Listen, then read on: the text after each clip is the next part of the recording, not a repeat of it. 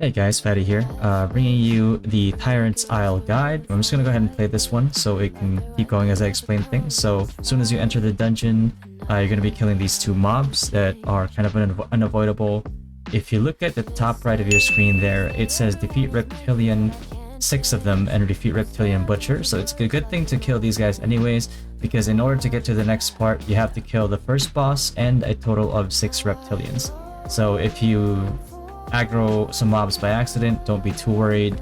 It's completely fine. Although for the first part here, we do tend to skip them because there are mobs closer to the gates. In here you can see us try to avoid the mobs, trying to save time. This was during the final rank 1 push that we had to do in KR, so that explains the agency that you're seeing here.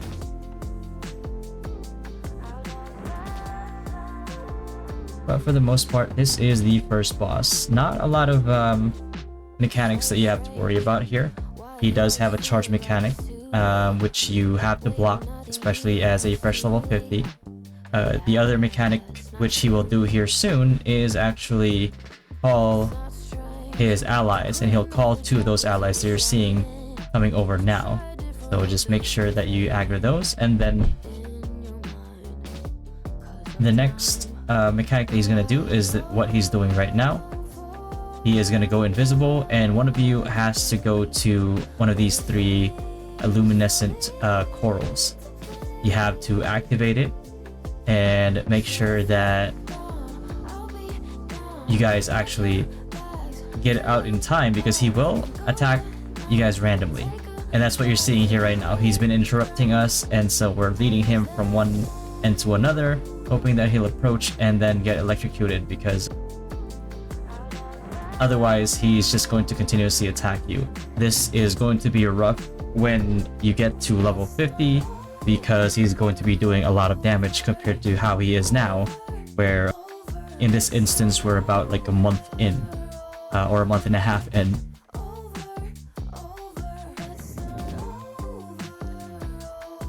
So those are the only really just the 3 mechanics that you have to watch out for. And after you're done killing him, you're gonna have to kill the rest of the reptilians in order to unlock the next gate. So as you can see in the top right of the minimap here, there are 2 gates. Once you get all the objectives on the top right there, once you kill the mini boss and the 6th reptilian, one of those 2 gates will open, and you'll have to make your way through them.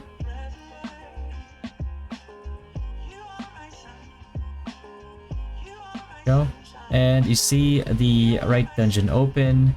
This one is preferable because if you open this dungeon, you can just kind of rush through the area and ignore most of the mobs, whereas the left one, it's not too bad either, but it just takes a little bit more time, probably another 30 seconds to a minute. You're gonna want to kill these 2 mobs here, and try not to aggro the ones that were outside, because as you can see in the top right again, you're gonna have to beat 8 berserk reptilians, and the mobs on the outside, they don't really count, so it's a bit of wasted time. But if you aggro some, then don't worry about it too much, just kill everything and then you can move on.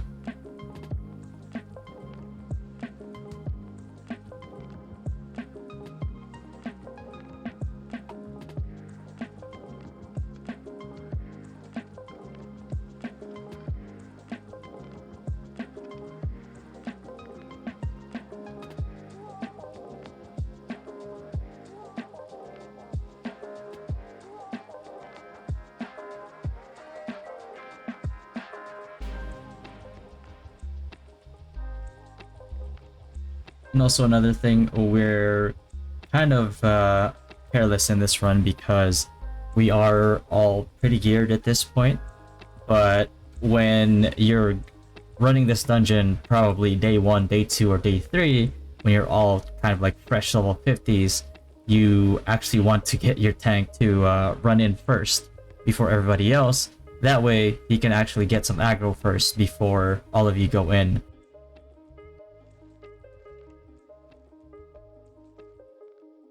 Otherwise, you'll witness what you see in that instance where the mobs, it's very hard to aggro mobs back from DPS if they end up getting engaged on, or they end up building up aggro before you can, because the aggro system in this game is a little bit rough. I feel like it could use a lot of work. There's not a lot of aggro options for us, and our provoke is timed as well. So, and here you see the second mini boss, the Berserk Reptilian Executioner. This guy, not a lot of mechanics either. One of the few mechanics he has is he's gonna do a charge attack, and he's gonna leap from one person, and then he's gonna leap back into the tank. So once you see him leap towards another person, just make sure that you prepare your block beforehand, because he is for sure going to jump back to you.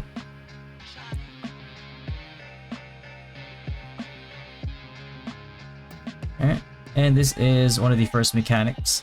He is going to jump back to the middle, and he's going to yell out something. And you guys either jump across to not get hit by that fire, or you stand on that spot that you saw me stand on and completely avoid it. I'm not sure if they're going to patch that, but when they do, all you have to do is just jump. And just to give you an example of what that might sound like, I'll rewind it for you here and turn on audio.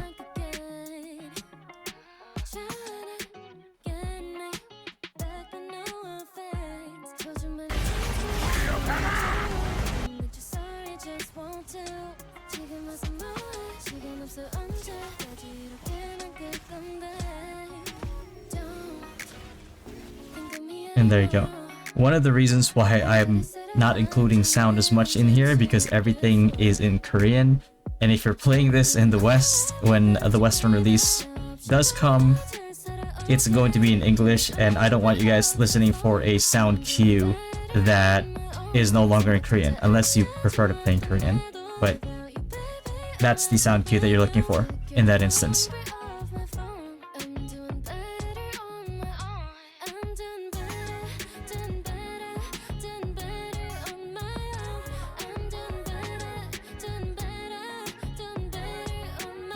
Alright, so we killed the boss, but the gate does not open yet. There is 2 more that we need to kill, so we just go ahead and pick off any random Berserk Reptilian sentry in here.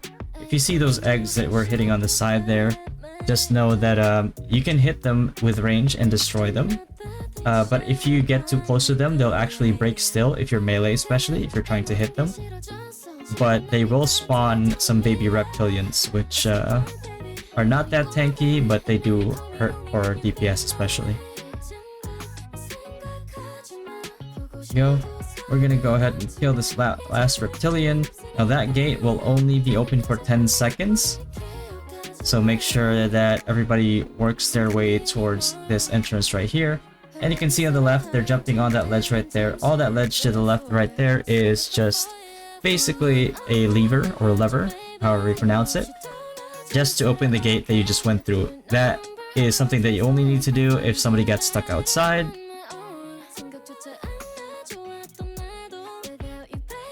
Go. And now the next goal we have is we have to kill 8 Berserk Reptilians and rescue Kidnapped Sailor. There's a Kidnapped Sailor right there to our right. You can see the cage right there.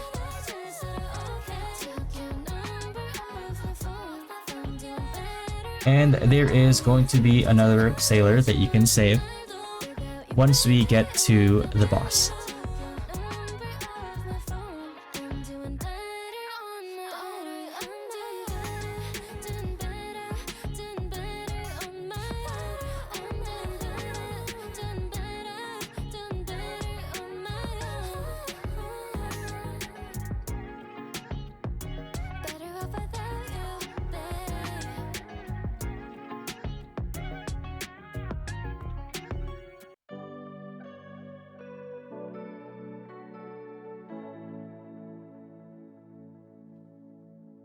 You see us make our way towards the boss here, and then we go ahead and attack this Berserk Reptilian because we're still lacking 5 Berserk Reptilians in order to move to the next area. And there you go. One member climbs up to that area up there to release the second sailor. And in doing so, he aggroed the ranged reptilian here, which we kill because it's part of the quest anyway. So it's not a big deal even if they do aggro it.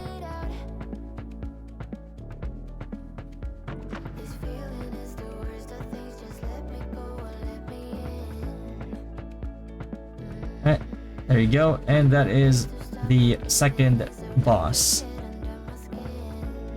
His mechanics are also simple. It's going to be charge attacks that you just have to block. And then another one of his mechanics is he's going to mark somebody red and they have to hide behind one of those pillars, because he will charge towards them and will one-shot them if they don't hide behind a pillar and dodge the mechanic, essentially. Just like that, hide behind the pillar, he destroys the pillar, he's gonna mark another person, and he's gonna dash towards them, they just have to hide. Boss finally dies. As fresh level 50s though, you will have to go through the entirety of this mechanic. And you can see right now we're running towards this geyser over here, because as soon as the 8th Berserk Reptilian or all the objectives are met, it will do a mini cinematic and it will toss you guys up and you have to fly over to the next area.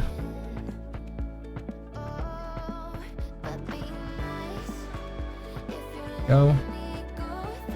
Goes the geyser. Back to you. Tosses you up.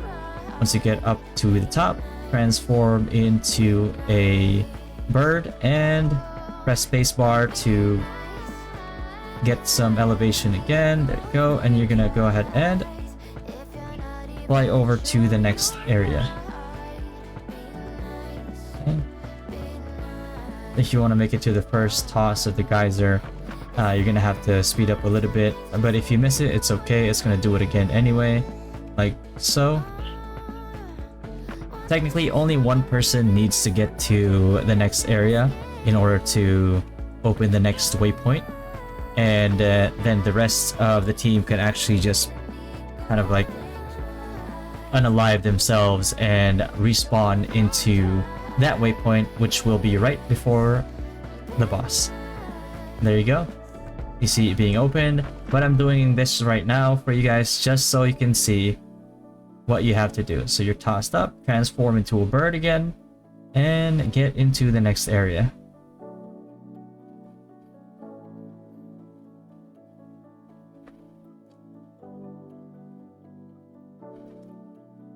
And you can see me waddling over.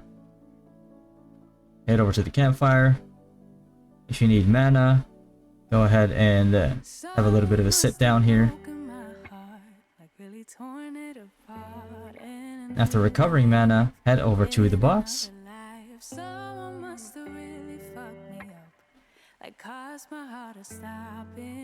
Break the totem. Boss will spawn. And get ready to aggro. Now pay attention to those blue or velvet or whatever color is that, like flowers behind us, because that is going to be part of the mechanic. You need, each and every person in your party needs to choose a flower and stand in front of it, because it's going to lead to the next mechanic later. There you go. His basic mechanic, another charged purple swirl. Pretty sure you guys are familiar with that at this point. And that is his second mechanic. He's going to toss down a fireball, which will expand. So you need to be on the northeast, northwest, southeast, or southwest of where that fireball explodes. That way you don't get hit and have a burn stack on you, because the next time you get hit by that, it's going to be a lot more painful. There you go. And as you can see in the mechanic there, I skipped it because I am tanky enough, but if you rewind back to that, he's going to say, try to dodge this, and there are actually two geysers that are going to start bubbling, and you'll have enough time to run over there All you have to do is get on the bubbling geysers. If you're range DPS, just keep range DPSing while you're in there. And then what it's going to do is it's going to toss you up into the air. You're going to have to transform into a bird so you don't die of fall damage, and land back down and start DPSing again. If you don't get into the geyser, you will get hit by his AoE. I don't dodge it here because I know that I can tank it if I have close to full HP, and because if I just tank it, I can do more DPS because I can keep attacking the boss, and that's the main reason why I decided not to dodge it.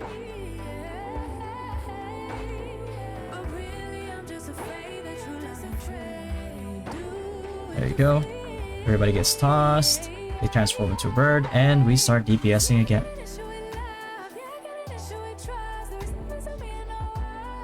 Go after that geyser. He's going to turn everybody into a rat. You're going to have to run towards your flower, but don't run to the flower yet. Just go halfway, and you're going to press 1 in order to burrow on the ground or into the ground. And then after he does the AoE again, you're going to have to unburrow and head over to your flower to transform into a human, because if you don't, he is going to one-shot you as a rat.